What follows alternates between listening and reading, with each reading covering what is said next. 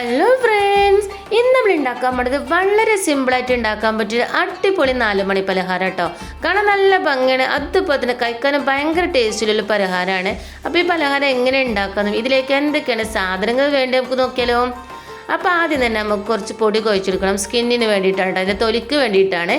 അതിന് വേണ്ടിയിട്ട് ഈ ഒരു കയ്യിലിന് ഒരു 5-6 കയ്യിൽ പൊടിയാണ് ഇതിലേക്ക് ഇട്ടുന്നത്. അപ്പോൾ നിങ്ങൾ എത്ര ആൾക്കാരുണ്ട് അതിനനുസരിച്ച് പൊടിൻ്റെ ഒക്കെ അളവ് കൂട്ടിയും കുറച്ചൊക്കെ എടുക്കട്ടോ.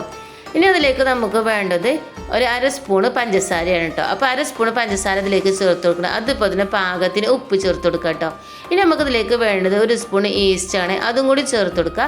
പിന്നെ നമ്മളിത് കുഴക്കണം. കുഴക്കാൻ എടുക്കുന്ന വെള്ളം എന്ന് പറയുന്നത് 1/2 ഗ്ലാസ് വെള്ളത്തേക്ക് 1/2 ഗ്ലാസ് പാൽ ഒഴിച്ചതിന് ശേഷം 2 മണം മിക്സ് ചെയ്തിട്ട് ഒരു ഗ്ലാസ് ആക്കി എടുക്കുക. എന്നിട്ട് അത് വെച്ചിട്ട് നമുക്ക് നല്ലോണം ചപ്പാത്തിക്ക് കുഴക്കുന്ന രൂപത്തിൽ ഇതുപോലെ ഒന്ന് കുഴച്ചെടുക്കുക. ഇനി നമുക്കൊരു 10 മിനിറ്റ് ഇതൊന്ന് മാറ്റി വെക്കണം. അപ്പോൾ അതിനൊക്കെ നമുക്കൊരു കൂട്ട് തയ്യാറാക്കി എടുക്കുക.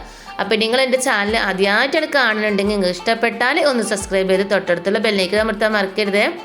ഇനി നമ്മൾ നല്ലോണം പൊടിയായിട്ട് തന്നെ സവോള അരിഞ്ഞ് വെച്ചിരിക്കണേ. അതിലേക്ക് നമുക്ക് കുറച്ച് അരിഞ്ഞ് വെച്ച ക്യാരറ്റ് ചേർത്ത് കൊടുക്കുക. അതുപോലെ തന്നെ കുറച്ച് കാബേജും ചേർത്ത് കൊടുക്കുക. പിന്നെ നമുക്കിതിലേക്ക് വേണ്ടത് ഉപ്പും കുരുമുളകും പൊടി ചേർത്ത് വേവിച്ച ബീഫാണ്. അപ്പോൾ ബീഫിന് പകരം ചിക്കൻ ആയാലും കുഴപ്പമൊന്നുമില്ല കേട്ടോ. ഇനി അതിലേക്ക് എരിവിനനുസരിച്ചുള്ള കുരുമുളക് പൊടി നമ്മൾ ചേർത്ത് കൊടുക്കണേ. പിന്നെ നമുക്ക് കുറച്ച് ഉപ്പ് ചേർത്ത് കൊടുക്കാം. അപ്പോൾ ഇപ്പോൾ നമ്മൾ കുറച്ച് ഉപ്പ് ചേർത്ത് കൊടുക്കുന്നത് നമ്മൾ മിക്സ് ചെയ്തതിന് ശേഷം വേണമെങ്കിൽ കുറച്ച് ഉപ്പ് പിന്നെ ചേർത്ത് കൊടുത്താൽ മതി കേട്ടോ.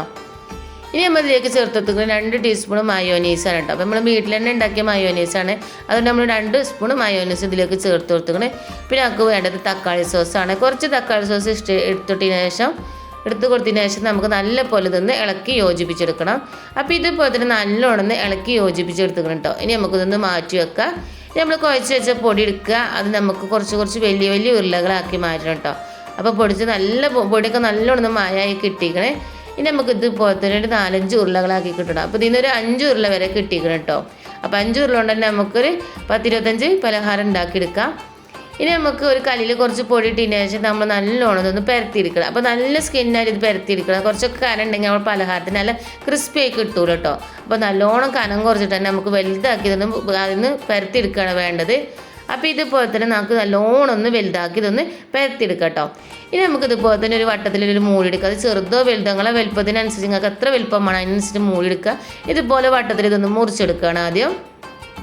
ഇനി നമുക്ക് ആ ചെറിയ വട്ടങ്ങൾ ഓരോന്നായിട്ട് എടുക്കുക. എന്നിട്ട് നമുക്ക് അതിലേക്ക് നമ്മൾ ഉണ്ടാക്കി വെച്ച കൂട്ട് ഇത് നിറച്ച് കൊടുക്കുകയാണ്.